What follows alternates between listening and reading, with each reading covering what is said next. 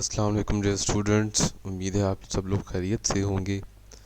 आज chapter number 6 का last topic हम लोग करने जा रहे हैं। हमारी लास्ट थ्योरी जो है वो रह गई है, जिसका नाम है molecular orbital theory. Molecular orbital theory. ठीक है जी, मॉलिक्यूलर ऑर्बिटल थ्योरी के बारे में हम डिस्कशंस करेंगे यहाँ पे। तो हियर वी गो, हम लोग जो है वो आगाज़ करते हैं मॉलिक्यूलर ऑर्बिटल थ्योरी का। देखें, सबसे पहले हम लोग डिस्कस करेंगे इसका बेसिक अजम्पशन क्या है। बेसिक अजम्पशन, ये थ्योरी किस पॉइंट पे बेस कर रही है। देखिएगा, बेसिक अजम्पशन हम यहाँ पे मेंशन कर रहे हैं। बेसिक अजम्पशन कहते हैं कि थ्योरी किस पे बेस कर रही है। तो वो कहता है कि when valence half filled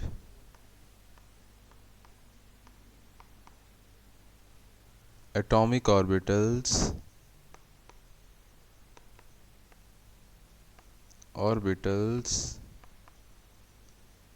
overlap to each other, they form molecular orbitals।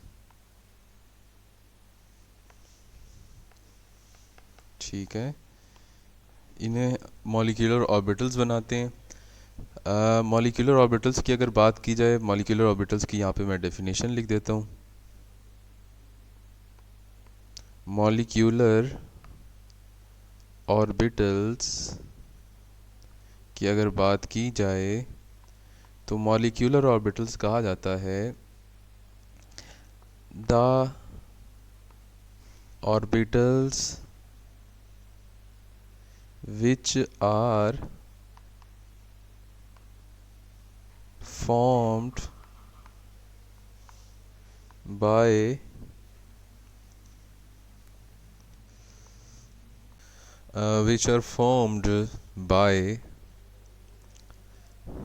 overlapping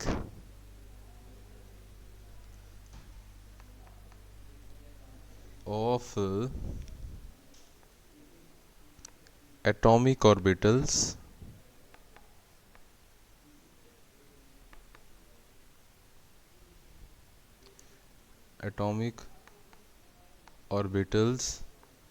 and which have buried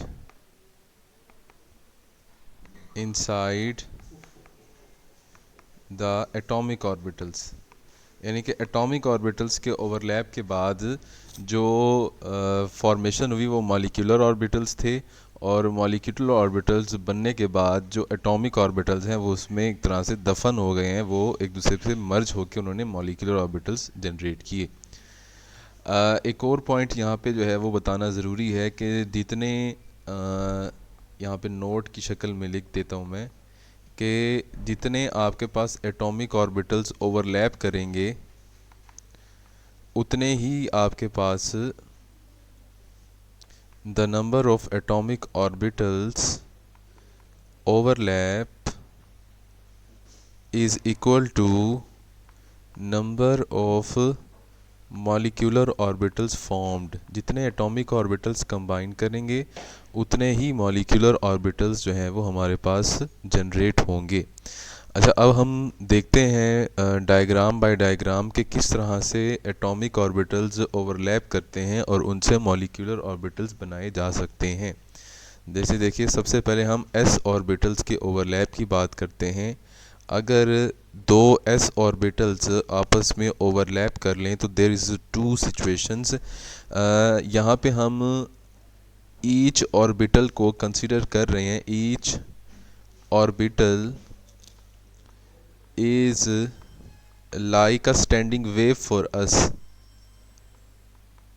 तो जब वेव्स आपस में कंबाइन करती हैं तो उससे आपके पास एक दफ़ा पॉसिबिलिटी है कि वो कंस्ट्रक्टिव इंटरफेरेंस करेंगी, तो आपका पूरा हिस्सा वो इनलार्ज हो जाएगा। इसे हम कहते हैं सिग्मा। देखें, एस और एस के मिलने से हमेशा आपके पास सिग्मा बॉन्ड की क्रिएशन होगी। तो ये सिग्मा आपके पास 1s है, अगर दोनों 1s हैं, अगर 2s हैं तो उधर 2s लिखा जाएगा। ये न्यूक्लियाई हैं और इलेक्ट्रॉन डेंसिटी मुकम्मल जो है वो सर्कुलेट करती रहेगी। और दूसरी पॉसिबिलिटी ये भी है आपके पास कि एक दूसरे को रिपेल कर दें, तो सिचुएशन ये बनेगी। तो न्यूक्लियाई हमारे यहाँ पे होंगे, दरमियान में आपके पास इलेक्ट्रॉन कोई मौजूद नहीं होगा। तो ये नोडल प्लेन है, ये नोड है, यहाँ पे इलेक्ट्रॉन नहीं हो सकते। ठीक है, तो इसे हम कहते हैं, या इसका नाम है सिग्मा स्टार 1s। अगर ये दोनों 1s थे तो 1s हैं, अगर ये दोनों 2s हों तो यहाँ पे 2s लिखा जाएगा, अगर ये दोनों 3s हैं तो यहाँ पे भी 3s लिखा जाएगा आपके पास। तो ये डिपेंड करता है आपके पास कौन सा s ऑर्बिटल आपस में कंबाइन करने जा रहा है। इसी तरह से p ऑर्बिटल्स की अगर हम बात करें, देखें p ऑर्बिटल्स के ओवरलैप की अगर बात की जाए तो वो दो ओरिएंटेशंस हैं। हम दोनों ओरिएंटेशंस को वन बाय वन डिस्कस कर लेते हैं। सबसे पहली ओरिएंटेशन है आपके पास head to head approach. Head to head approach, सबसे पहली आपके पास head to head approach. Head to head approach से क्या मुराद है कि जब दोनों इस ओरिएंटेशन में, जिसमें मैं अभी ड्रा करने जा रहा हूँ, ओवरलैप करेंगे, तो इनकी ओवरलैपिंग के भी आपके पास दो सिचुएशन है। या तो ये कंस्ट्रक्टिवली आपस में कंबाइन करेंगे तो वो हिस्सा इनका इनलार्ज हो जाएगा जहाँ पे इनकी ओवरलैपिंग है। ये न्यूक्लियाई है इनके, तो ये आपके पास अगर फॉर एग्ज़ाम्पल ये 2px और ये भी 2px है आपके पास, तो ये बन जाएगा सिग्मा 2px। सिग्मा इसलिए क्योंकि हेड टू हेड ओवरलैप हुआ है, that is why it is sigma in nature. और या फिर एक दूसरे को रिपेल करें तो पिछले हिस्से इनलार्ज हो जाएंगे और अगले हिस्से आपके पास शॉर्टन हो जाएंगे। तो न्यूक्लियाई हमारे यहाँ पे एग्जिस्ट कर रहे हैं, दरमियान में अगेन हमारे पास नोड है, इलेक्ट्रॉन के पाए जाने के चांसेस नहीं हो सकते। That is sigma star 2px for us. इसी तरह से दूसरी अप्रोच जो p ऑर्बिटल्स की हो सकती है वो आपके पास है साइडवेज ओवरलैप या पैरेलल ओवरलैप। साइडवेज ओवरलैप या फिर आपके पास पैरेलल ओवरलैप। तो साइडवेज ओवरलैप हमारे पास इस तरह का होता है, अगर p ऑर्बिटल्स इस तरह से कंबाइन करें, अगेन दो पॉसिबिलिटीज़ हैं, या तो एक दूसरे को कंस्ट्रक्टिवली करेंगे तो ये हमारे पास हाफ इलेक्ट्रॉन डेंसिटी जो है वो ऊपर और हाफ इलेक्ट्रॉन डेंसिटी आपके पास मौजूद होगी नीचे की तरफ। न्यूक्लियाई हमारे यहाँ पे एग्जिस्ट कर रहे होंगे। अगर ये फ़र्ज़ कीजिएगा, अगर ये हमारे पास, वैसे तो ये पाई बॉन्ड है, अगर ये 2py के मिलने से बना है तो 2py है, अगर 2pz के मिलने से बना है तो 2pz होगा। लेकिन अगर एक दूसरे को रिपेल करेंगे तो सिचुएशन ये बनेगी आपके पास इस तरह की। तो ये शेप से वाज़े लग रहा है कि एक दूसरे को रिपेल कर रहे हैं। तो न्यूक्लियाई दरमियान में और यहाँ पे इलेक्ट्रॉन डेंसिटी नहीं पाई जा सकती। ये अगेन नोड है, ये अगर नीचे वाला पाई था तो ये ऊपर वाला पाई स्टार 2py जो है वो कहलाता है। अब जो है वो मैं मॉलिक्यूलर ऑर्बिटल डायग्राम जो है वो आप लोगों को बता देता हूँ, या इसे लिखना जो है वो सिखा देता हूँ। Molecular orbital diagram which is responsible for all the informations about number of bonds formed between two atoms, about how bonds are being formed, about distribution of electrons in the molecular orbitals, के molecular orbitals में कौन कौन से orbitals में कौन कौन से electron पाए जा सकते हैं, तो हम उनकी डिस्कशन करने जा रहे हैं। देखिएगा जी, सबसे पहले हमारे पास मौजूद है फॉर एग्ज़ाम्पल 1s, ये 1s है आपके पास और ये 1s है आपके पास। तो ये दोनों अगर कंबाइन करते हैं तो उनसे एक बनेगा आपके पास सिग्मा और दूसरा बनेगा आपके पास सिग्मा स्टार। जो एनर्जी में लोअर है आपके पास वो है सिग्मा 1s, और जो एनर्जी में ग्रेटर है उसका नाम होता है एंटी बॉन्डिंग, यानी कि सिग्मा स्टार 1s। ये बॉन्डिंग है, बॉन्डिंग मॉलिक्यूलर ऑर्बिटल, और वो आपके पास है एंटी बॉन्डिंग मॉलिक्यूलर ऑर्बिटल। अगर इसी तरह से यहाँ पे 2s आपके पास मौजूद हो, उसकी ओवरलैपिंग कैसे होगी, एग्जैक्टली सिमिलर होगी। जैसे आपके पास 1s कंबाइन हुआ है तो 2s, ये 2s आपके पास, तो एक बॉन्डिंग ऑर्बिटल बनेगा और एक एंटी बॉन्डिंग मॉलिक्यूलर ऑर्बिटल बनेगा। तो ये आपके पास बॉन्डिंग मॉलिक्यूलर ऑर्बिटल है और ये इसका नाम है सिग्मा 2s। सिग्मा इसलिए क्योंकि s के कंबाइन करने से बना है। और ऊपर वाला होगा सिग्मा स्टार 2s और ये आपके पास है एंटी बॉन्डिंग मॉलिक्यूलर ऑर्बिटल। ठीक है जी, क्या नाम है इसका, एंटी बॉन्डिंग मॉलिक्यूलर ऑर्बिटल। उसके बाद हमारे पास सिचुएशन ये बनेगी कि अगर आपके पास जो p ऑर्बिटल्स हैं वो कंबाइन कर जाते हैं, अगर p ऑर्बिटल्स आपस में ओवरलैप करेंगे तो वो किस तरह से करेंगे। देखें ये 3 p ऑर्बिटल्स हैं, 2px, 2py और 2pz। इसी तरह से दूसरे एटम के आपके पास 3 ऑर्बिटल्स हैं, 2px, 2py और 2pz आपके पास हैं। तो इनकी ओवरलैपिंग किस तरह से हो सकती है या इनके ऑर्बिटल्स कौन कौन से बन सकते हैं उसकी हम बात करते हैं। देखें अगर px और px से कंबाइन करने से आपको मालूम है कि बनता है सिग्मा बॉन्ड, तो ये हमारे पास सबसे पहले सिग्मा और ये उसका सिग्मा स्टार, तो ये नाम हो जाएगा सिग्मा 2px और इसका नाम है आपके पास सिग्मा स्टार 2px। सिमिलरली आपके पास जो 2py और 2pz, 2py और 2pz ये दोनों एनर्जी में बराबर होते हैं, तो इसकी बात कर लेते हैं।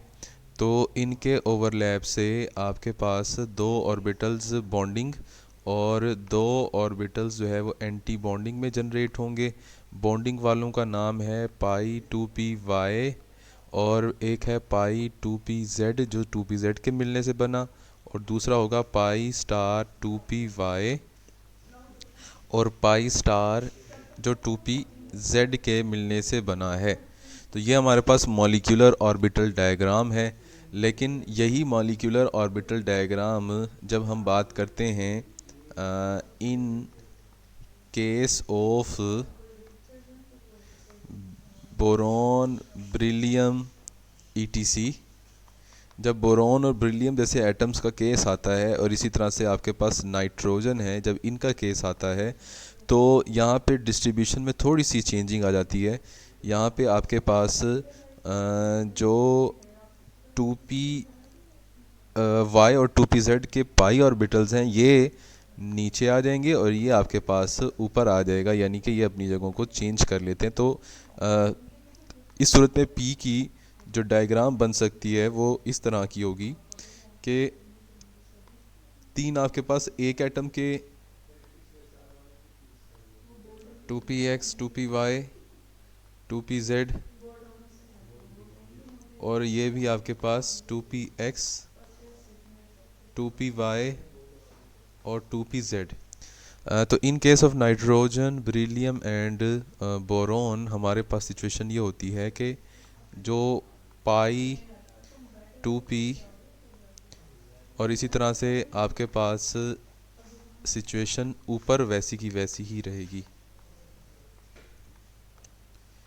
अब इनके नाम लिखते हैं जी।